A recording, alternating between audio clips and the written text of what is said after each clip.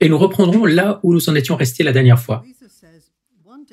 Louisa dit, « Un jour, alors que nous étions dans ce contraste et que la douleur était si grande que je ne pouvais pas m'arrêter de pleurer. » Dans le premier volume, Louisa est une adolescente, donc les pleurs ne posent pas de problème. Mais quand elle en sera arrivée au volume 20, ils ne seront plus tolérés. Il faut savoir grandir. Alors elle continue, « Mon bon Jésus m'a dit, « Je veux te contenter en tout. » C'est parce qu'elle se donne entièrement à lui. « Je me sens tellement attiré vers toi, dit-il. C'est parce qu'elle s'ouvre complètement à lui, que je ne peux pas m'empêcher de faire ce que tu veux. » Remarquez que c'est le Seigneur qui dit à Louisa qu'il veut faire ce qu'elle veut, alors qu'il faudrait que ce soit tout à fait l'inverse, n'est-ce pas? Si jusqu'à présent je t'ai enlevé la vie extérieure, en d'autres termes, elle a été privée de tout contact social normal, et que je me suis manifesté à toi, je veux maintenant attirer ton âme à moi. C'est donc une chose d'enlever tout ce qui gêne à l'extérieur. C'en est une autre, intérieurement, d'aller vers le Seigneur. Car comme vous le savez, ce n'est pas l'habit qui fait le moine, et ce n'est pas le monastère qui fait le moine. C'est ce qui se passe à l'intérieur, dans le cœur du moine, qui en fait un moine. C'est ce qu'il dit ici. Maintenant que nous sommes débarrassés de toutes les distractions extérieures, eh bien, occupons-nous de tout ce qui concerne l'intérieur. Je veux maintenant attirer ton âme à moi, dit Jésus, afin que tu puisses m'accompagner partout où je vais. Ainsi, tu pourras jouir davantage de moi et te lier à moi plus intimement que tu ne l'as fait par le passé. Un matin, dit Louisa, je ne me souviens plus très bien, mais je pense qu'environ 3 mois s'étaient écoulés depuis que je restais continuellement au lit, alors que j'étais dans mon état habituel. Son état habituel, c'est d'être dans un état d'extase. Mon doux Jésus vint avec un regard tout aimable, comme un jeune homme d'environ 18 ans. Or, il est très rare qu'elle voie Jésus à cet âge-là. Elle le voit généralement comme un enfant ou alors comme lorsqu'il exerçait son ministère public. Oh, comme il était beau, avec ses cheveux d'or tout bouclés. Il semblait enchaîner mes pensées, mes affections et mon cœur. Deutéronome 6,4, tu aimeras le Seigneur ton Dieu de tout ton cœur. Son front était serein et spacieux, et l'on pouvait regarder comme à travers un cristal l'intérieur de son esprit et découvrir sa sagesse infinie, sa paix imperturbable. Oh, comme je sentais mon esprit et mon cœur apaisés. En effet, mes passions elles-mêmes devant Jésus étaient terrifiées et elles n'osaient pas me donner le moindre trouble. Je ne sais pas si je me trompe, mais je crois qu'on ne peut pas voir ce Jésus si beau si on n'est pas dans le calme le plus profond. C'est une déclaration très importante parce que le problème que nous avons tous, c'est que nous sommes distraits par la vie quotidienne. Nous avons toutes ces choses sur Internet, sur les téléphones, les autres gadgets de toutes sortes, pour nous plonger totalement dans un océan de distractions, sans compter tout ce qui se passe dans nos familles et autour de nous, et partout ailleurs. Et on est tellement distraits que si le Seigneur se tenait devant nous, nous ne serions pas assez attentifs pour le reconnaître.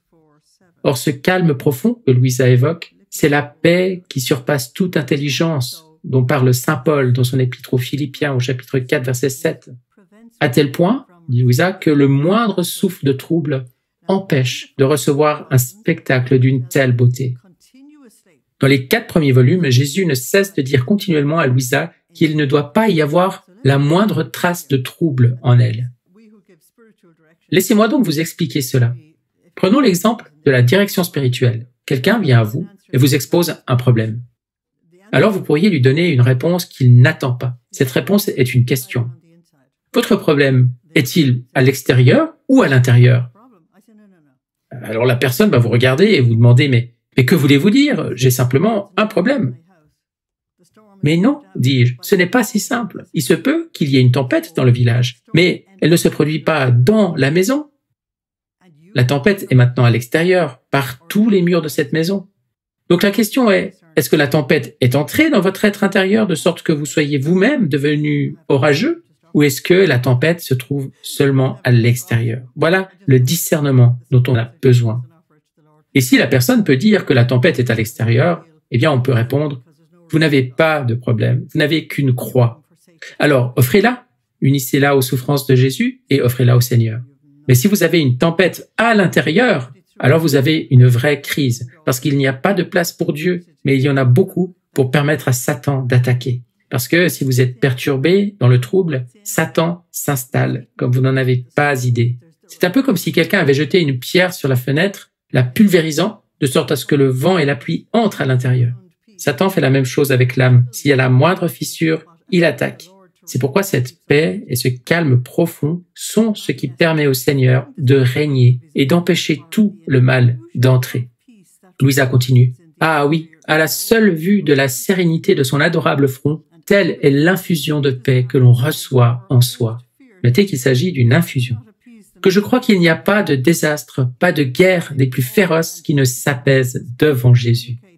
Oh mon tout et mon beau Jésus, si tu communiques tant de paix dans les quelques instants où tu te manifestes dans cette vie, de telle sorte que l'on puisse souffrir les martyrs les plus douloureux, les peines les plus humiliantes, mais avec la tranquillité la plus parfaite, il me semble que c'est un mélange de paix et de douleur.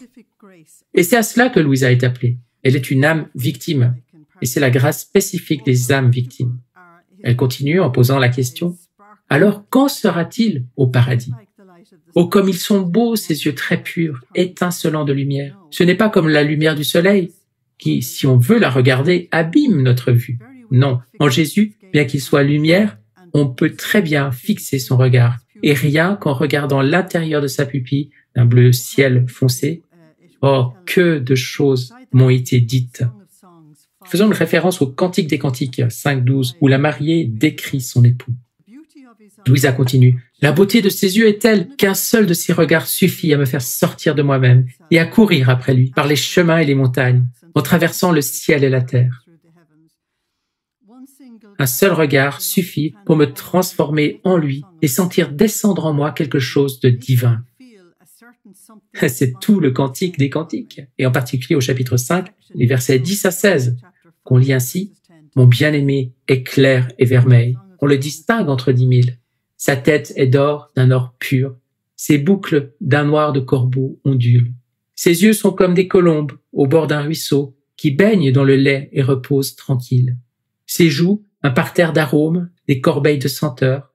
Ses lèvres, des lys, un ruissellement de myrrhe. Ses bras, des torsades d'or serties de topaze. Son ventre, un bloc d'ivoire couvert de saphir. Ses jambes, des colonnes de marbre posées sur des socles d'or pur. Son aspect est celui du Liban, comme le cèdre, sans rival. Sa bouche est pure délice, tout en lui est désirable. Tel est mon bien-aimé, tel est mon aimé, ô fille de Jérusalem. Quant à Louisa, elle écrit ceci. Qui peut dire la beauté de son adorable visage? Son teint blanc ressemble à de la neige colorée, d'une nuance de rose parmi les plus belles. Dans ses joues violettes, on découvre la grandeur de sa personne, avec un aspect très majestueux et en tout divin, qui inspire la crainte et le respect, et en même temps inspire une telle confiance que, pour ma part, je n'ai jamais trouvé personne qui me donne la moindre ombre de la confiance que me donne mon cher Jésus. Ni mes parents, ni les confesseurs, ni mes sœurs. Vous pouvez constater que ces relations ne sont pas très attendues. Il ne s'agit que de ses parents, de ses sœurs et de sa famille proche. Ah oui, ce saint visage, tout en étant si majestueux, est aussi si aimable, et cette amabilité attire tellement que l'âme n'a pas le moindre doute d'être accueillie par Jésus, aussi laide et pécheresse qu'elle puisse se voir. Magnifique aussi est son nez, qui descend jusqu'à une pointe très fine, proportionnée à son visage très sacré. Gracieuse est sa bouche, petite mais extrêmement belle, et ses lèvres les plus fines sont d'une couleur écarlate. Ah, si quelqu'un était artiste, il pourrait peindre le portrait de Jésus. Lorsqu'il parle, sa bouche dégage tant de grâce qu'il est impossible de la décrire. Douce est la voix de mon Jésus. Elle est douce, elle est harmonieuse. Pendant qu'il parle, il sort de sa bouche un tel parfum qu'il semble qu'il n'y ait rien de semblable sur la terre. Sa parole est si pénétrante qu'elle pénètre partout. Il y a des gens qui ont le privilège d'avoir des saints autour d'eux, et j'en connais dans ce pays. Or, les saints ont chacun un parfum particulier. Et lorsque vous avez un certain nombre de saints autour de vous, eh bien, vous obtenez un mélange de parfums. Et c'est ce qui est décrit ici, que l'assemblage complet de tous les parfums de sainteté, eh bien, cet assemblage complet réside en Jésus. L'ensemble, le mélange complet, ils sont tous là. Et cela représente toutes les vertus et tous les attributs de Dieu. Sa parole est si pénétrante qu'elle pénètre partout. Référence à Hébreux 4.12, la parole de Dieu est vivante et efficace, plus coupante qu'une épée à deux tranchants, pénétrante jusqu'à partager âme et esprit. Louisa continue. On la sent descendre de l'audition au cœur et oh combien d'effets elle produit, ou combien d'affections qui sont notre réponse à son agir. Mais qui peut tout dire? C'est tellement agréable que je crois qu'on ne peut pas trouver d'autres plaisirs aussi nombreux que ceux que l'on peut trouver dans une seule parole de Jésus. Référence à Isaïe 55, versets 10 et 11. La parole qui sort de sa bouche ne lui revient pas sans avoir abreuvé la terre, sans l'avoir fécondée et l'avoir fait germer. Tout au long des 36 volumes, Jésus décrira sa parole comme créatrice. En d'autres termes, lorsqu'il parle, eh bien, ça se produit. C'est exactement ce que dit la Genèse. Dieu dit que la lumière soit, et la lumière fut. Dieu dit cela, et cela se produit. Dans l'Évangile, Jésus dit « Va te laver à la piscine de Siloé » et l'homme dit « J'y suis allé, je me suis lavé, et j'ai vu. » C'est une parole créatrice. C'est cela, la parole créatrice. Quand le Seigneur nous parle au plus profond de notre être, et s'il vous dit, par exemple, « Pardonne », il ne vous donne pas seulement un ordre, il vous donne le pouvoir de l'accomplir. Si l'un d'entre nous dit « pardonne », il ne fait que prononcer le mot et nous rappeler ce que nous devrions faire. Mais avec le Seigneur, c'est tout à fait différent. Il crée en nous la capacité de faire ce qu'il demande. C'est tout à fait différent. Je connais quelqu'un qui a été complètement transformé, et je veux dire, alors complètement transformé à 100% parce que le Seigneur lui a dit de pardonner et qu'il a pu pardonner. Or, il a pardonné quelque chose de vraiment énorme. Mais quand le Seigneur lui a demandé de pardonner, eh bien, il a reçu en même temps cette capacité de faire cette chose qui était auparavant complètement et totalement hors de sa portée, impossible à réaliser. Et le résultat a été une transformation extraordinaire. Voilà ce que peut faire une seule et unique parole de Jésus. La voix de mon Jésus est immensément puissante, elle est opérante, ce qui veut dire efficace. Et au moment même où il parle, il opère déjà ce qu'il dit. Eh bien, c'est exactement ce que je viens de vous dire. La parole créatrice. On la trouve dans le premier chapitre de la Genèse et dans le prologue de Saint Jean, et même tout au long de l'Évangile. Ah oui, belle est sa bouche, mais celle-ci déploie davantage sa belle grâce dans l'acte de parler, alors que l'on peut voir ses dents si nettes et si bien disposées. Vous voyez, Louisa fait exactement ce que fait l'épouse dans le Cantique des Cantiques, c'est-à-dire, elle décrit son bien-aimé, et ce qu'elle fait, c'est le contempler. Et elle fera exactement la même chose quand il sera sur la croix. Elle vous dira exactement comme il est sur la croix. Et donc, elle fera toutes les réparations, car elle aura vu sa beauté à l'avance, puis la destruction de cette beauté au cours de la crucifixion. Et que sort son souffle d'amour, dit-elle. Son souffle d'amour, eh bien, c'est le Saint-Esprit qui sort de Jésus. Et on peut le lire dans Jean 20, 22, quand Jésus souffla sur les apôtres et qu'ils devinrent ainsi une église vivante. Son souffle d'amour qui enflamme, foudroie et consume le cœur. Belles sont ses mains, douces, blanches, très délicates, avec ses doigts si parfaitement travaillés, et il les déplace avec une telle maîtrise que c'est un enchantement. Oh, comme tu es beau, tout beau, oh mon doux Jésus. Ce que j'ai dit de ta beauté n'est rien. Il me semble plutôt que j'ai dit beaucoup de sottises. Mais que puis-je faire? Pardonne-moi, c'est l'obéissance qui le veut ainsi. Seul, je n'aurais pas osé dire un seul mot, sachant mon insuffisance. Elle s'est bien débrouillée, non? Ainsi, lorsqu'elle utilise l'expression « il me semble avoir dit beaucoup de sottises », elle veut dire par là qu'elle n'est pas certaine d'avoir su décrire adéquatement son expérience. Maintenant, vous pouvez insérer ici un nouveau titre, « Le souffle de Dieu ». En hébreu, « Ruach Adonai », « souffle de Dieu ».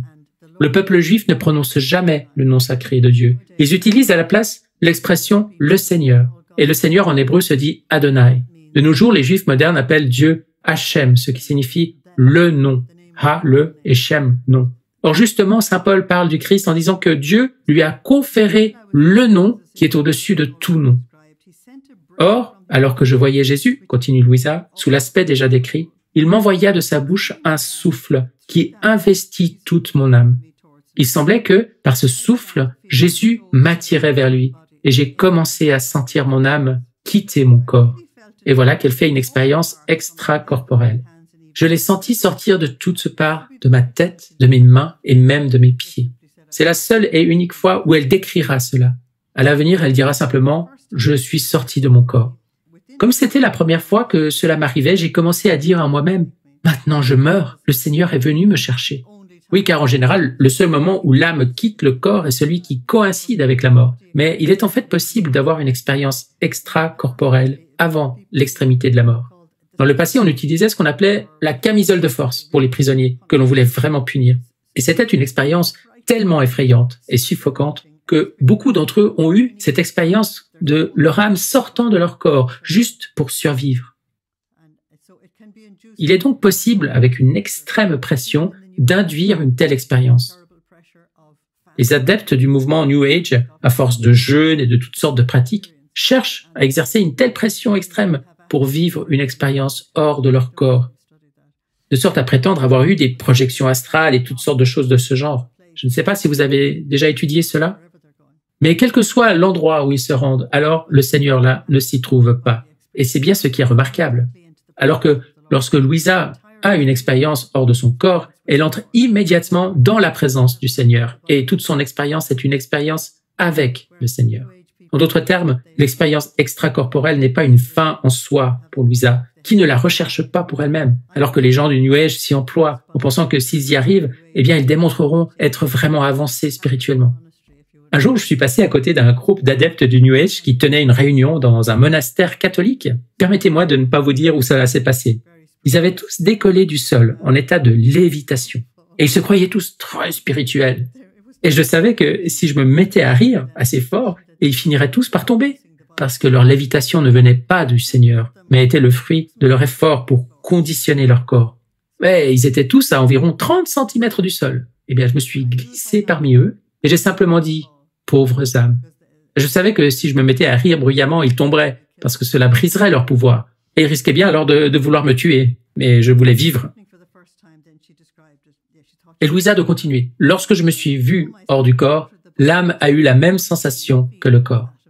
C'est une petite révélation pour vous. Mais c'est en fait une très bonne chose car les personnes qui ont vécu des expériences de mort imminente vous le diront aussi. On y conserve toutes nos sensations. Car nous avons tout autant des sens spirituels que des sens physiques. Or, quand nous sommes dans le corps, l'aspect physique domine tellement notre attention que nous ne sommes pas vraiment conscients de nos sens spirituels, qui sont pourtant bien là. C'est seulement quand on entre profondément dans la prière et la contemplation qu'on devient alors conscient de nos sens spirituels.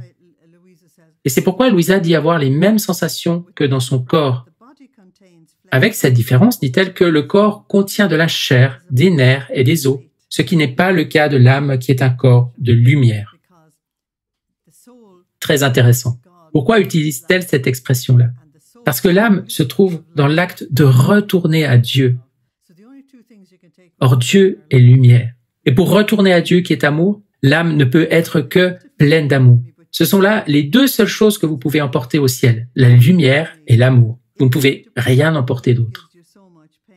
J'ai donc ressenti, dit Louisa, de la peur en moi. Mais Jésus a continué à m'envoyer ce souffle et il m'a dit, si le fait d'être privé de moi te fait tant souffrir, viens maintenant avec moi, car je veux te consoler. Et c'est ainsi que Jésus commença son vol. Il l'introduit ici à quelque chose de très important. Alors qu'elle va devoir rester au lit pendant 64 ans, elle risque fort de mourir d'ennui et de monotonie, pour ne pas dire plus, mais il va l'emmener presque quotidiennement dans le monde entier. Il va l'emmener dans les étoiles, parmi les planètes, au ciel, au purgatoire. Et la leçon, c'est qu'en tout, il faut de l'équilibre. Sans équilibre, on ne peut pas s'en sortir. Donc si elle doit rester coincée dans ce lit, elle doit aussi pouvoir voir, entendre et expérimenter. Et elle doit d'une certaine manière pouvoir sortir de son lit. Est-ce que je me fais bien comprendre? Si vous avez de la tristesse, le Seigneur veillera à ce qu'il y ait de la joie pour équilibrer. Lorsque Sainte Thérèse de Lisieux était mourante, elle a fait l'expérience spirituelle de la passion de Jésus. Mais au milieu de cette expérience, le Seigneur lui a donné 2 semaines de repos pour qu'elle puisse, je dirais, reprendre son souffle. Mais les médecins ont été complètement déconcertés par le fait que pendant 2 semaines, aucun des symptômes n'était plus présent. Et bien sûr, ils ont commencé à dire qu'elle inventait tout cela, mais elle est morte peu après. Alors le Seigneur lui avait accordé ce bref répit et nous en avons tous besoin. Vous savez que la communauté du Padre Pio avait l'habitude de le taquiner et de dire qu'il était le seul à savoir comment contourner le vœu d'obéissance parce qu'on le voyait dans le monde entier en bilocation, quand tous les autres avaient besoin d'une permission du supérieur, d'un billet d'avion ou d'autre chose encore. Et la réponse du Padre Pio était « Ah, mais mon corps reste avec vous. C'est bien le corps qui rend le billet d'avion nécessaire. » Alors Louisa continue. Et j'ai commencé mon vol après lui. Notez bien que cela se passe dans le monde spirituel. Et nous avons parcouru toute la voûte céleste. La voûte céleste est ce que nous appelons le ciel, avec le soleil, la lune, les étoiles au-dessus de nous. Oh, comme c'était beau de se promener avec Jésus. La dernière fois que nous avons entendu parler de Dieu se promener avec quelqu'un, c'était dans Genèse 3:8, lorsque Dieu marchait avec Adam à la brise du jour. Maintenant, j'appuyais ma tête sur son épaule avec un bras autour de ses épaules et l'autre main dans la sienne.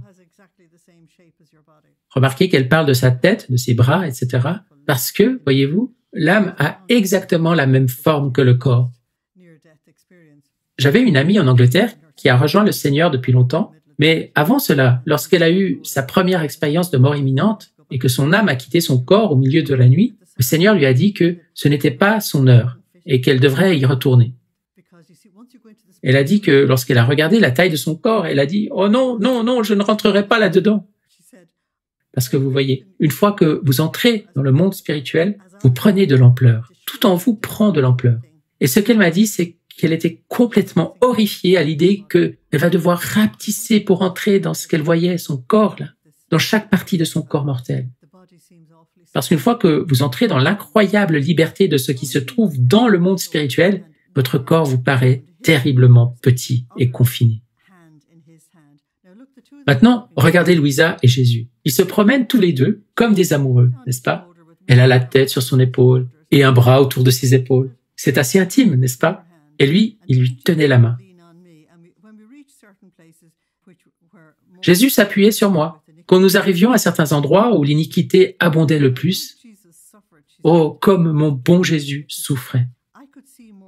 Je voyais avec plus de clarté les souffrances de son cœur adorable.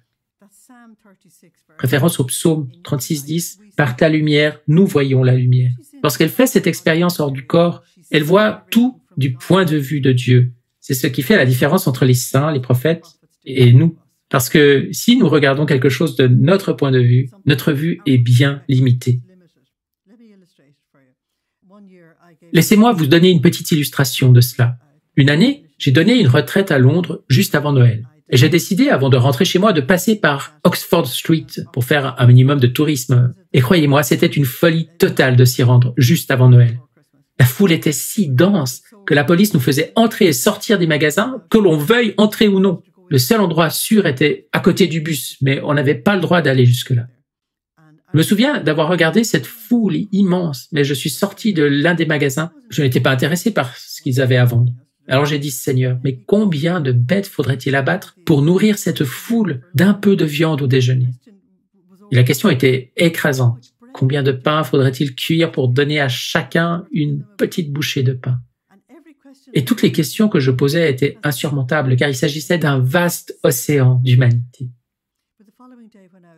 Mais le lendemain, alors que je survolais Londres pour rentrer chez moi en Irlande, j'ai regardé en bas, là où vivaient 13,6 millions de personnes, et j'ai dit « Dieu bénisse Londres » de manière aisée, dégagée, car la perspective était maintenant toute différente sur cette ville. La première fois, on se situe au cœur du problème, et de là, on ne voit rien d'autre que le problème. C'est pourquoi j'ai pris cet exemple. Dans l'autre cas, on se place du point de vue de Dieu, et alors il n'y a simplement plus de problème du tout. Si je m'arrête pour expliquer cela, c'est seulement parce que nous en sommes au premier volume. Après cela, je partirai du principe que vous aurez compris ce qui se passe dans les expériences extracorporelles. Lorsque le Seigneur fera sortir Louisa de son corps, elle verra toujours tout du point de vue de Dieu et pourra donc nous donner une nouvelle perspective sur les choses. Car en effet, on ne peut donner que ce que l'on a. Elle continue. Je le voyais presque s'évanouir et je lui disais « Appuie-toi sur moi et laisse-moi partager tes douleurs, car mon âme ne peut supporter de te voir souffrir seule. Et Jésus me disait, « Ma bien-aimée, aide-moi, car je n'en peux plus. » Et c'est à cause des terribles péchés qui sévissent sur la terre qu'il n'en peut plus. Alors Louisa continue. Et en disant cela, il approcha ses lèvres des miennes et versa une telle amertume que je ressentis des douleurs mortelles en sentant cette liqueur. Vous vous souvenez, la dernière fois, je vous ai dit qu'il lui avait donné du lait qui lui communiquait vie et force. Eh bien, la liqueur, ce sont là les souffrances. De toute évidence, elle l'appelle ainsi parce que cela doit y ressembler. On ne peut utiliser que le langage que nous avons. Je sentis cette liqueur très amère entrer en moi comme de nombreux couteaux, aiguillons et flèches qui me transperçaient de part en part. Ces couteaux, ces aiguillons, ces flèches, ce dont elle parle là, ce sont des péchés spécifiques qui attaquent. En somme, un tourment atroce se formait dans tous mes membres, et en retournant dans le corps, l'âme faisait participer celui-ci à ses souffrances. Au départ, elle les vit donc de manière totalement spirituelle, puis quand elle revient dans son corps, celui-ci les subit alors également. Qui peut dire les douleurs? Jésus lui-même en a été témoin, parce que les autres ne pouvaient pas atténuer mes souffrances, puisque j'étais dans cet état de perte de conscience. Elle refuse catégoriquement d'utiliser le mot extase, et se contente de dire perte de conscience, ce qui signifie qu'elle n'est alors plus disponible pour les autres, mais seulement pour Dieu. Et c'est ce qui définit très bien ce qu'est une extase. Et il s'atténuait quand le confesseur était présent, à ce qu'à l'appel de l'obéissance, les douleurs s'atténuent. Ainsi Jésus, seul, pouvait m'aider quand il voyait que ma nature n'en pouvait plus et atteignait les extrêmes, quand il ne me restait plus qu'à rendre le dernier soupir. Ah, combien de fois la mort s'est moquée de moi. Mais le jour viendra où je me moquerai d'elle.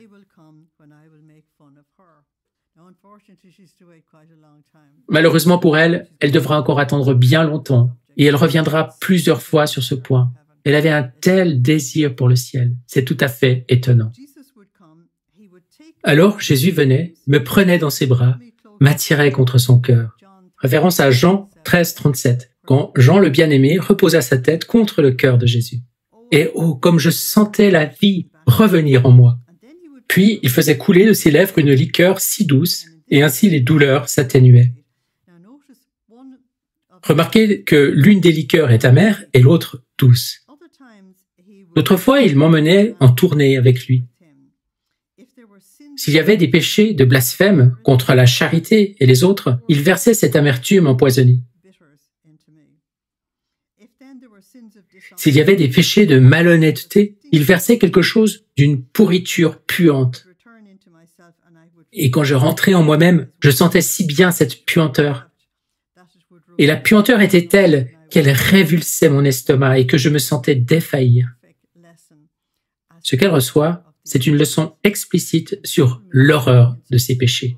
Et le problème est que nous vivons dans un monde tellement pécheur que nous ne prêtons même plus attention à la malhonnêteté et à ce genre de choses. Et parfois, après avoir pris de la nourriture, quand je la remontais, je sentais cette pourriture sortir de ma bouche, mélangée à la nourriture. En d'autres termes, la pourriture qui lui a été donnée est réelle.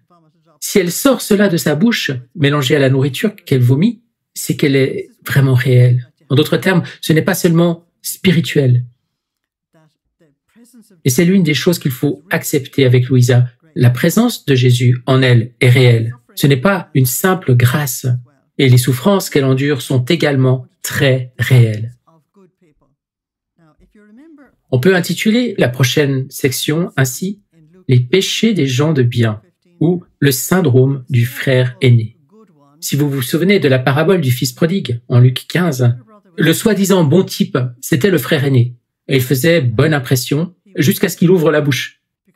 Et alors là, on se rend compte qu'il n'était en réalité pas si bon que ça, parce que de sa bouche sort l'amertume, le non-pardon, le ressentiment, etc.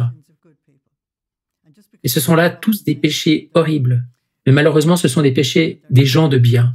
Et juste parce qu'ils ne volent pas de banque et qu'ils n'abusent pas les autres et qu'ils ne les tuent pas, ils pensent alors qu'ils sont grands et exemplaires. J'ai même entendu des gens dire « Mais moi, je n'ai jamais braqué de banque ». À cela, je réponds « Eh bien, allez-y, faites-le, soulagez-vous ». En d'autres termes, c'est là leur définition de la sainteté. Mais si vous voulez être un saint, eh bien, il faut que le péché vous soit totalement étranger, comme sur une autre planète. Parfois, il m'emmenait dans des églises. Et même là, mon bon Jésus était offensé. Oh, comme ces œuvres atteignaient terriblement son cœur. Des œuvres saintes, oui, mais faites grossièrement. Des prières vides d'esprit intérieur. Référence à Matthieu 15, 1-10, où Jésus attaque littéralement les scribes et les pharisiens sur ce même sujet et dit que ces gens honorent le Seigneur du bout des lèvres, mais que leur cœur est loin de lui. Cette piété fausse, apparente, qui semblait faire plus d'injures que d'honneur à Jésus. Ah oui, ce cœur saint, pur, droit, ne pouvait recevoir ces œuvres si mal faites. Référence à Habacuc 1,13. Tes yeux sont trop saints pour regarder le mal. Et ça s'adresse à toutes ces choses horribles qui sont faites à l'Église et que les gens croient être des choses religieuses, mais qui ne sont rien si elles sont vides d'esprit intérieur. Oh, combien de fois s'est-il lamenté en disant « Ma fille, vois combien d'offenses je reçois », même de la part de ces gens qui se disent dévots et pieux, même dans les lieux les plus saints. En recevant les mêmes sacrements, au lieu de sortir purifiés, ils sortent plus souillés qu'avant. En d'autres termes, ils commettent des péchés par la réception même des sacrements. Ah oui, quelle douleur pour Jésus, de voir les gens communier de manière sacrilège, les prêtres célébrer le saint sacrifice de la messe en état de péché mortel, par habitude, et certains, c'est une horreur de le dire, même par intérêt personnel. Je ne sais pas comment un prêtre peut dire la messe par intérêt personnel, je ne comprends pas cela. Je peux comprendre le péché mortel et le sacrilège, mais par intérêt personnel. Oh, combien de fois mon Jésus m'a fait voir ces scènes si douloureuses. Combien de fois, alors que le prêtre célébrait les saints mystères, Jésus était contraint d'aller, parce qu'il était appelé par le pouvoir sacerdotal, entre ses mains. Il s'agit bien sûr de la consécration ici. On pouvait voir ses mains dégoulinantes de pourriture, de sang ou maculées de boue. Ce sont les mains d'un prêtre qui mène une vie immorale. Aujourd'hui, nous avons le problème des prêtres et des évêques qui pratiquent l'homosexualité. En voilà une description parfaite. C'est vraiment incroyablement triste. Oh, que l'état de Jésus, si saint, si pur, entre ses mains qui faisaient horreur à voir, était donc pitoyable. On aurait dit qu'il voulait fuir ses mains, mais il était contraint de rester jusqu'à ce que les espèces du pain et du vin soient consommées. Et combien de temps cela dure-t-il? 15 minutes exactement. Le prochain paragraphe peut s'intituler « Les mauvais prêtres ». Louise a dit « Parfois, alors qu'il restait là, avec le prêtre, il s'approchait précipitamment de moi, tout en se lamentant, et avant que je puisse le dire, il me disait lui-même « Ma fille, laisse-moi m'épancher en toi, car je n'en peux plus. Aie pitié de mon état, qui est trop douloureux. Sois patiente et souffrons ensemble. » Et tout en disant cela, il versait quelque chose de sa bouche dans la mienne. Mais qui peut dire ce qu'il déversait? Cela ressemblait à un poison amer, une pourriture fétide, mélangée à une nourriture si dure, si écœurante et si nauséabonde, que parfois ça ne descendait pas. Qui peut donc dire les souffrances que cette effusion de Jésus a produites? Si lui-même ne m'avait pas soutenue, je serais certainement morte. Mais il en a versé en moi qu'une infime partie. Qu'en sera-t-il pour Jésus qui en contenait tant et tant? Oh, comme le péché est affreux. L'âme victime et le saint doivent tous deux parvenir à comprendre l'horreur du péché. Car non seulement ils vont le répudier dans leur propre vie, mais ils feront réparation pour les autres. Et dans la divine volonté, réparer et se substituer aux autres est une très grande partie de notre ministère. Parce que sinon, ils ne seront pas sauvés si quelqu'un ne répare pas pour eux et ne se substitue pas à eux. Alors que fait Jésus ici? Il verse les péchés de l'Église en Louisa. Aujourd'hui, nous avons besoin d'un grand nombre de personnes qui puissent réparer les péchés de l'Église, sans quoi un châtiment terrifiant va s'abattre sur nous. Ah Seigneur, que tous le sachent, afin que tous fuient ce monstre si horrible. Le monstre en question, eh bien, c'est le péché. Mais alors que je voyais ces scènes si douloureuses, d'autres fois il me faisait voir des scènes si consolantes et si belles qu'elles me ravissaient. On le voit bien ici, il a besoin de lui offrir une compensation. Tout ne peut pas être horrible. La nature humaine ne le supporterait pas. Elle a besoin d'équilibre. Et c'était de voir de bons et saints prêtres célébrer les très saints mystères. Oh mon Dieu, comme leur ministère est élevé, grand et sublime. Comme c'était beau de voir le prêtre célébrer la messe et Jésus transformé en lui. Il semblait que ce n'était pas le prêtre, mais Jésus lui-même qui célébrait le divin sacrifice.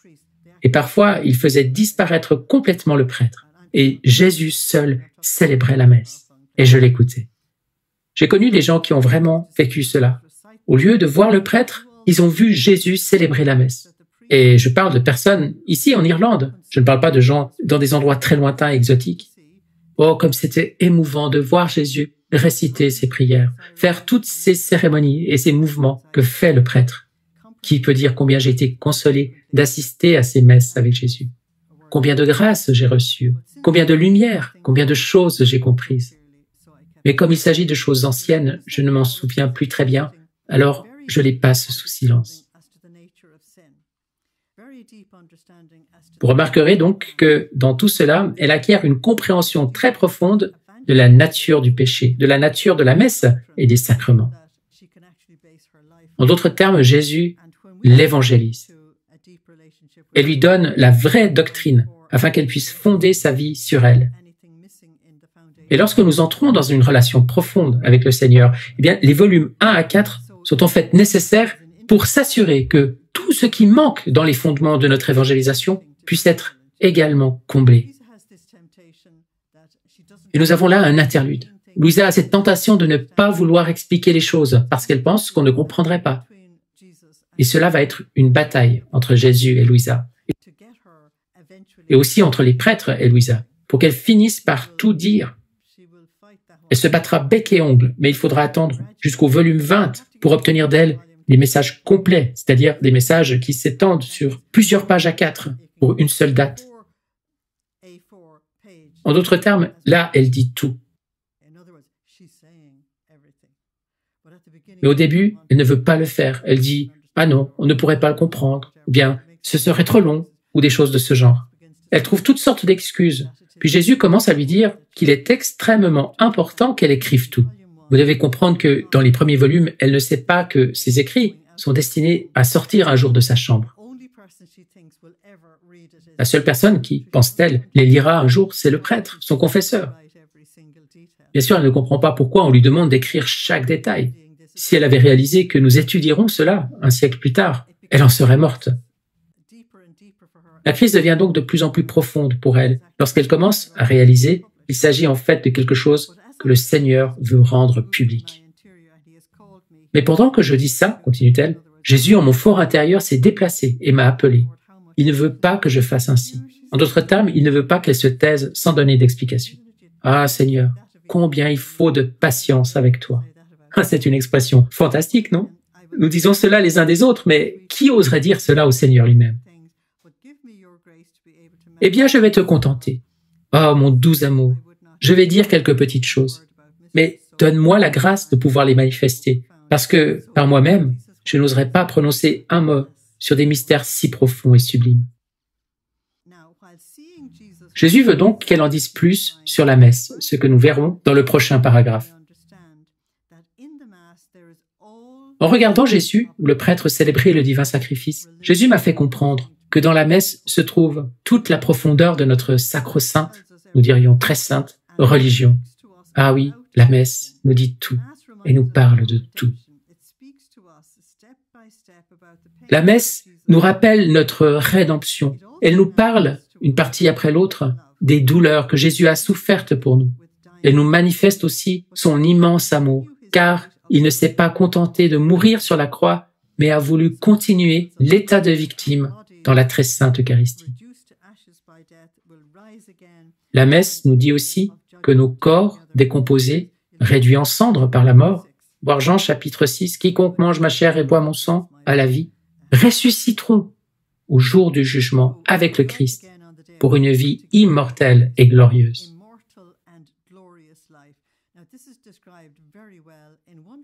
Ce qui est très bien décrit dans la première lettre aux Corinthiens, chapitre 15, les 10 premiers versets environ. Jésus m'a fait comprendre que la chose la plus consolante pour un chrétien et les mystères les plus élevés et les plus sublimes de notre sainte religion sont Jésus dans le sacrement. Quand elle dit Jésus dans le sacrement, il s'agit en fait de la sainte Eucharistie, de Jésus hostie. On pourrait croire qu'il n'y a qu'un seul sacrement au lieu de 7. Quand elle parle du sacrement, c'est toujours de la Sainte Eucharistie qu'elle parle. Jésus dans le sacrement et la résurrection de nos corps dans la gloire. N'est-ce pas étonnant? Je ne me serais pas attendu à ce qu'elle nomme ces deux choses-là, Jésus hostie et la résurrection glorieuse des corps. Certes, je m'attendais à ce qu'elle les inclue, mais aussi à ce qu'elle ajoute d'autres choses.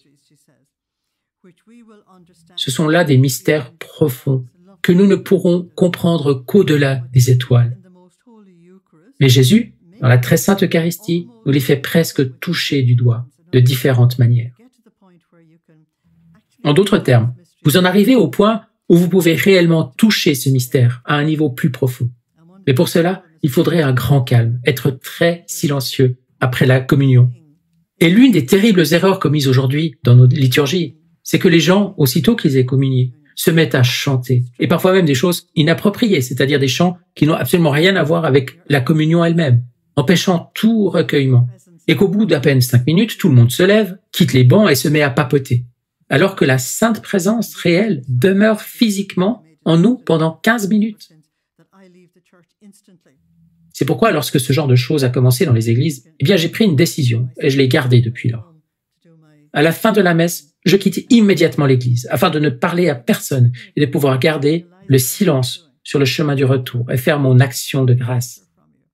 Parce que les gens vous ravissent ce moment précieux, sans se rendre compte de ce qu'ils font, et ils vous privent d'un trésor incroyable. Parce que si vous restez assis sur le banc, le problème, c'est que quelqu'un va venir immanquablement vous parler, et c'est pourquoi moi je préfère m'en aller. J'ai donc toujours l'air d'une personne désespérément pressée de quitter l'église, mais c'est parce que je veux tirer le meilleur parti de ces 15 minutes. Je veux dire, la sainte présence réelle n'est là que pour 15 minutes. Et que peut-il y avoir de plus précieux? Un jour, un aimable compatriote m'a dit « J'ai Dieu pour moi tout seul. » Imaginez cela. Je lui ai répondu « Vous avez tout compris. » C'est une expression merveilleuse qui dit tout avec justesse. « J'ai Dieu pour moi tout seul. » Et il a dit « Je me suis soudain rendu compte que j'avais demandé à d'autres personnes de prier et que je l'avais là, pour moi, tout seul. » Cet homme a commencé à faire des veillées nocturnes lorsqu'il a réalisé qu'il avait Dieu pour lui tout seul. Ce sont des mystères profonds et le Seigneur veut que nous y entrions vraiment. Premièrement, sa résurrection, continue Louisa. Deuxièmement, son état d'anéantissement sous ses espèces. Mais il est également certain que Jésus est vivant et réel. Philippiens 2, versets 6 et 11. En résumé, il était de condition divine, il s'est humilié, il est devenu l'un d'entre nous, crucifié et ressuscité. Il est certain qu'il est là. Puis, une fois ces espèces consommées, sa présence réelle n'existe plus. En d'autres termes, après les 15 minutes. C'est pourquoi il s'agit des 15 minutes les plus importantes de toute votre vie. Et lorsque les espèces sont à nouveau consacrées, il vient à nouveau assumer son état sacramentel. Ainsi, Jésus, dans la très sainte Eucharistie, nous rappelle la résurrection de nos corps dans la gloire, tout comme Jésus, lorsque son état sacramentel cesse, demeure dans le sein de Dieu son Père. En d'autres termes, il retourne à son origine en Dieu son Père, et il en va de même pour nous lorsque notre vie prend fin. Nos âmes vont faire leur demeure au ciel dans le sein de Dieu, tandis que nos corps se consument. On peut donc dire qu'ils n'existeront plus. Mais ensuite, par un prodige de la toute-puissance de Dieu, nos corps acquerront une nouvelle vie et s'unissant à l'âme, iront ensemble jouir de la béatitude éternelle. Peut-il y avoir quelque chose de plus consolant pour un cœur humain que le fait que non seulement l'âme, mais aussi le corps seront béatifiés dans un contentement éternel? Et c'est là que les gens du monde d'aujourd'hui se trompent complètement. Ils veulent tout leur contentement maintenant, mais ils n'auront rien de l'autre côté. Ce qui est vraiment triste. Il me semble qu'en ce grand jour, dit Louisa, c'est le jour de la résurrection, cela se passera comme lorsque le ciel est étoilé et que le soleil se montre. Que se passe-t-il alors? Avec son immense lumière, le soleil absorbe les étoiles et les fait disparaître. Mais les étoiles continuent d'exister. Les étoiles sont toujours là, c'est juste qu'on ne peut plus les voir, car la lumière du soleil s'impose. Le livre de Daniel, chapitre 12, verset 3, dit que les saints brillent comme des étoiles dans le ciel de Dieu. J'ai lu une description dans le volume 14 où Jésus dit que certaines personnes qui font à peine le strict minimum pour être sauvées, il dit qu'elles seront comme des poussières d'étoiles en suspension. Elles ne seront pas des étoiles, ni des planètes, ni de grandes constellations, parce qu'elles ont à peine réussi à atteindre l'autre bord. Il est très intéressant de constater qu'il utilise cette expression tout le temps. Ainsi, même si l'immense lumière du soleil est présente, les étoiles existent bel et bien, et ce n'est que lorsque le soleil décide d'aller se coucher que l'on voit à nouveau les étoiles. Et dans tous ses écrits, le soleil représente Dieu, car Dieu est lumière. Et lorsque vous réalisez que dans ses écrits, le soleil représente Dieu, je dois vous ramener à une petite réflexion. Si vous revenez à l'époque des pharaons, dans l'Antiquité, les gens adoraient le soleil en tant que Dieu. Et le fait est qu'ils n'avaient que partiellement tort, parce que le soleil est source de lumière, source de chaleur, source de la joie même, la source de toute la fécondité de la terre. C'est un moment merveilleux pour une mère et son enfant, lorsque le nourrisson, qui tète le sein, lève les yeux et réalise qu'il y a une personne derrière la nourriture, et que son petit doigt se lève alors pour toucher. Et c'est aussi un grand moment pour la mère parce qu'elle est reconnue comme l'origine de cette vie. Or, les pharaons n'avaient qu'un pas à faire pour aller au-delà de l'adoration du soleil lui-même et adorer la personne derrière l'astre, Dieu lui-même, qui est lumière. Et ce qui est triste, c'est que Dieu a envoyé Moïse pour le leur dire, mais ils n'ont pas voulu écouter. C'est bien triste. Mais c'était encore pire à l'époque du Christ, lorsque la lumière du monde, Jésus, est venu lui-même et que les enfants d'Israël n'ont pas voulu l'accepter. Et c'est encore pire aujourd'hui, après 2000 ans de christianisme, le monde occidental, qui a été évangélisé en premier, est en train de rejeter la lumière du monde. Le soleil est Dieu et toutes les âmes bénies sont des étoiles, dit Louisa. C'est pourquoi Daniel dit que nous brillons comme des étoiles. Avec son immense lumière, Dieu nous absorbera tous en lui, de telle sorte que nous existerons en Dieu. Dans un des volumes plus tardifs, Louisa raconte qu'elle a été emmenée au ciel, qu'elle y a été emmenée plusieurs fois, qu'elle a cherché la Sainte Vierge et qu'elle ne l'a pas trouvée. Elle dit qu'elle a dû aller très très loin dans la très sainte Trinité pour la trouver parce qu'elle était si élevée. N'est-ce pas fantastique? Et je vous le dis maintenant pour que vous compreniez ce qu'elle dit ici quand elle dit que nous sommes absorbés par cette lumière. Lorsqu'elle a pu pénétrer très profondément dans la très sainte Trinité, elle a pu voir la Sainte Vierge dans un endroit très spécial qui lui appartenait en propre. Donc Dieu nous absorbera tous en lui-même, mais sans confusion ni mélange. Il nous absorbera de telle sorte que nous continuons d'exister personnellement en Dieu. Et nous nagerons dans l'immense mer de Dieu, dit Louisa. Oh, que de choses Jésus nous dit dans la très sainte Eucharistie. Mais qui peut les dire tous? Ce serait vraiment trop long. C'est Louisa, dans le premier volume, qui ne veut pas tout dire. Vous voyez?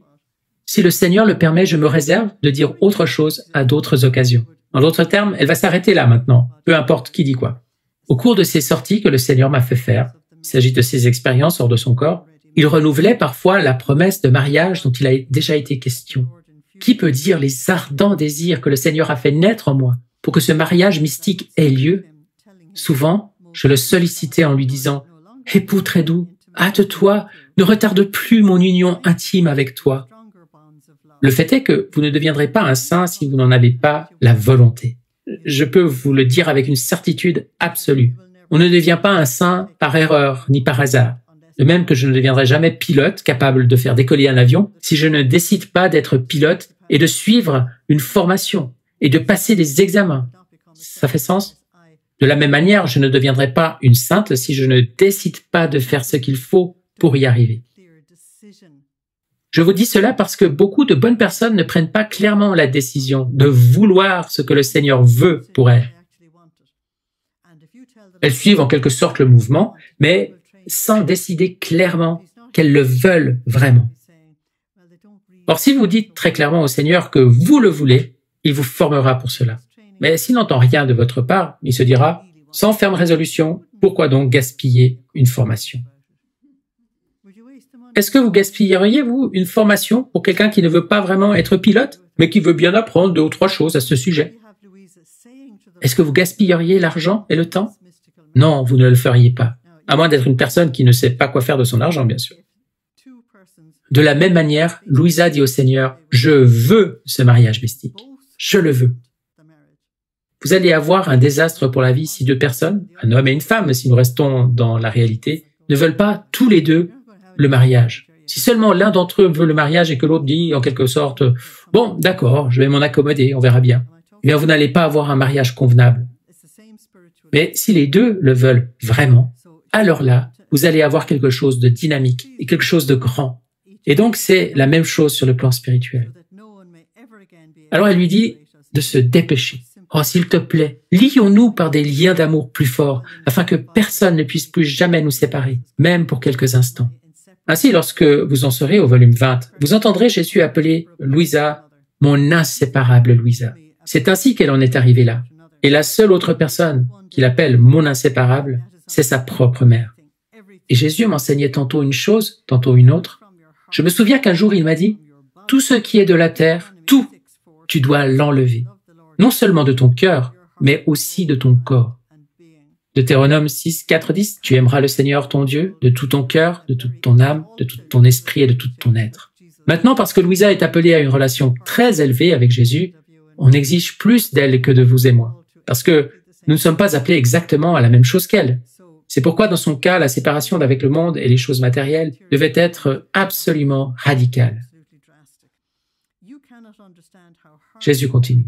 « Tu ne peux pas comprendre à quel point les moindres ombres terrestres sont nuisibles et font obstacle à mon amour. Ces ombres sont nos attachements. En vivant dans le monde ordinaire, comme nous le faisons tous, vous ne savez probablement même pas à quel point vous avez des attachements. Mais on peut l'illustrer beaucoup plus facilement en parlant d'une situation à laquelle j'ai eu affaire, en donnant une retraite à des religieuses contemplatives. L'une d'entre elles avait reçu un stylo très spécial pour son jubilé d'argent. Ces femmes ont fait un vœu solennel de pauvreté, et depuis le jour où elles ont prononcé leur vœu, elles ne possèdent rien. Et tout d'un coup, cette sœur a été autorisée à garder ce stylo. Elle m'a parlé de ce stylo, et j'ai vu à quel point elle l'aimait, l'adorait. Alors j'ai décidé d'être la méchante, et j'ai dit, « Ce stylo, va-t-il vous conduire au purgatoire?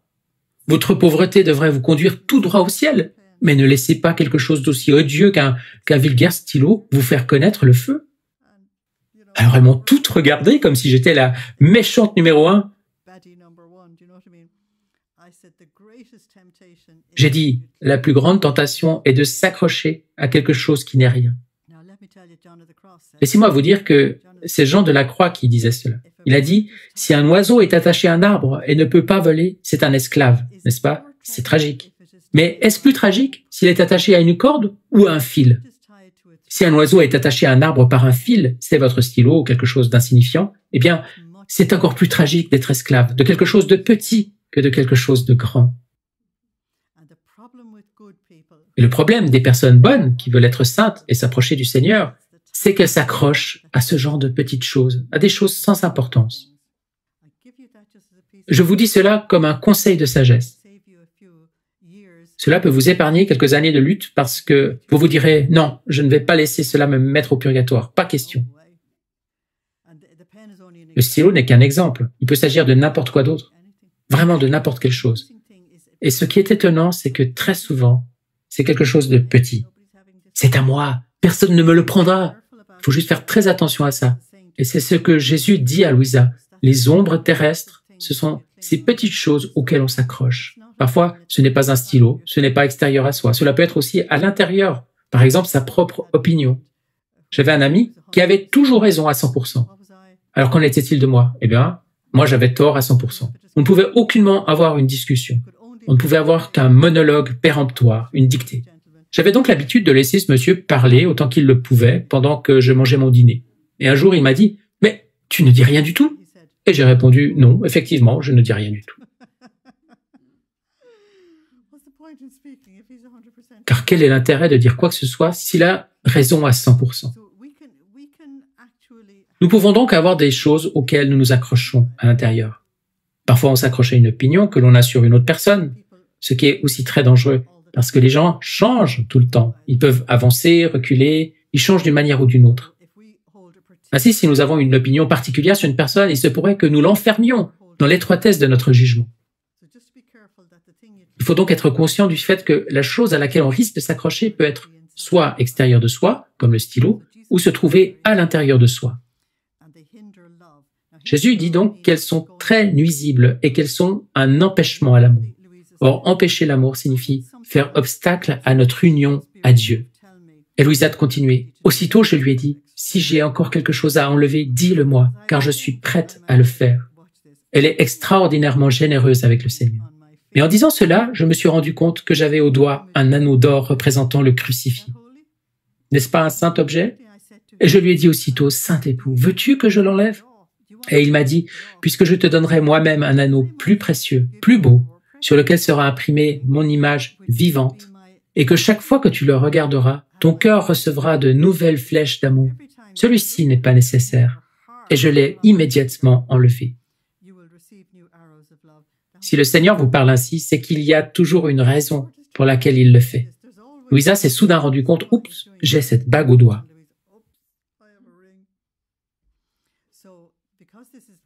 Nous en arrivons maintenant au premier mariage de Louisa, un mariage spirituel. Le jour tant attendu est enfin arrivé, après bien des souffrances. Je me souviens que cela faisait presque 1 an que j'étais resté au lit sans interruption. C'était le jour de la purification de la très sainte Vierge Marie, donc le 2 février. La veille de ce jour, mon amant Jésus est apparu tout joyeux. Il s'est approché de moi et il a pris mon cœur dans ses mains. Parce que c'est bien ça le mariage, n'est-ce pas? C'est une question de cœur. Il l'a regardé encore et encore, l'a épousseté, puis me l'a rendu. Ensuite, il a pris une robe d'une immense beauté, dont le fond semblait fait d'une surface d'or striée de différentes couleurs.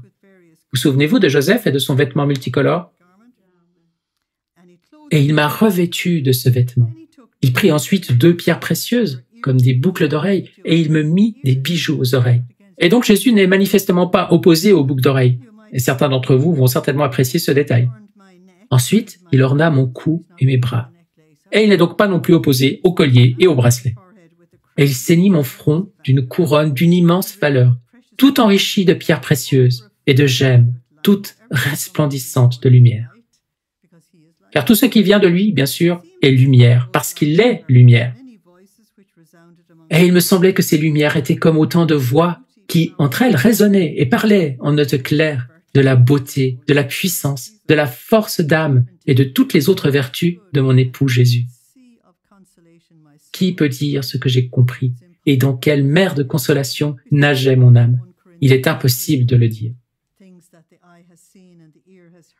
Référence à 1 Corinthiens 2:9. Ce que l'œil a vu, ce que l'oreille a entendu, ce que le Seigneur a préparé pour ceux qu'il aime, eh bien, on n'est pas capable de le dire.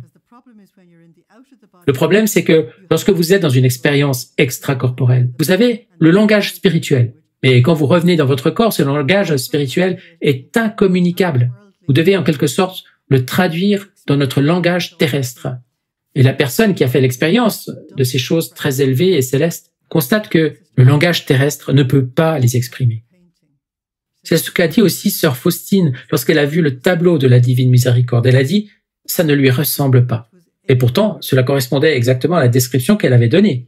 La représentation était donc fidèle. Mais bien sûr, ce n'était pas ce qu'elle avait vraiment vu.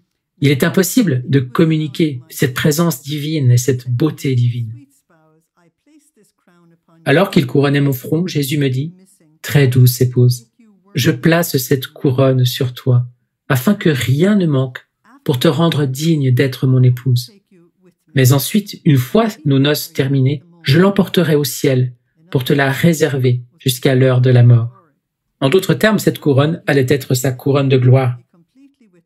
Enfin, il prit un voile et m'en couvrit entièrement, de la tête aux pieds, et il me laissa ainsi. Ah, il m'a semblé que ce voile avait une grande signification, parce que les démons, en me voyant recouverte de ce voile, étaient tellement effrayés et avaient une telle peur de moi qu'ils se sont enfuis, terrifiés. Quoi que ce fût, ils ont compris le message. Les anges eux-mêmes m'entouraient avec une telle vénération que j'étais moi-même troublée et toute rougissante. Le Seigneur a donc mis cette protection extraordinaire autour d'elle et les démons ne pouvaient pas la toucher. Le matin du jour susdit, Jésus s'est à nouveau fait voir, tout affable, doux et majestueux, en compagnie de sa très sainte mère et de sainte Catherine. Il s'agit de sainte Catherine de Sienne, qui a aussi vécu un mariage spirituel et qui était du tiers-ordre dominicain comme Louisa. Les anges ont d'abord chanté un hymne, tandis que sainte Catherine m'assistait, que la Sainte Mère me prenait la main et que Jésus me passait l'anneau au doigt. Nous nous sommes ensuite embrassés et il m'a donné un baiser, tout comme la Sainte Mère. Ensuite, nous avons eu une conversation toute d'amour. Jésus m'a dit le grand amour qu'il avait pour moi et je lui ai dit aussi tout l'amour que j'avais pour lui. La très sainte Vierge m'a fait comprendre la grande grâce que j'avais reçue et la correspondance avec laquelle je devais correspondre à l'amour de Jésus. Alors je vais devoir m'arrêter là, mais juste pour vous dire qu'ici nous commencerons un nouveau paragraphe et vous pouvez écrire le titre suivant, Ma nouvelle vie d'épouse. C'est une chose de se marier, mais c'en est une autre de passer à un mode de vie complètement nouveau. Mais nous en restons là pour le moment.